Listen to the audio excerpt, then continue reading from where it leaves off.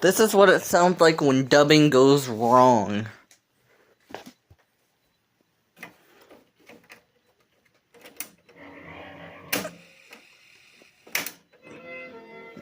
This is what it sounds like when dubbing goes wrong.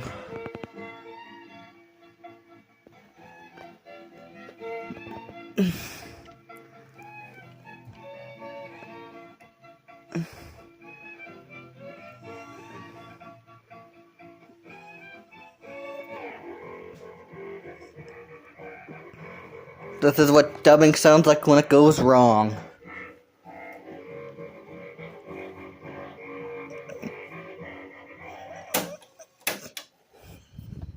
I hope you like that and enjoy that. That's what a dubbing session sounds like when a tape deck dies on you. The family heirloom cassette, that was from the Pioneer deck that I once had. So,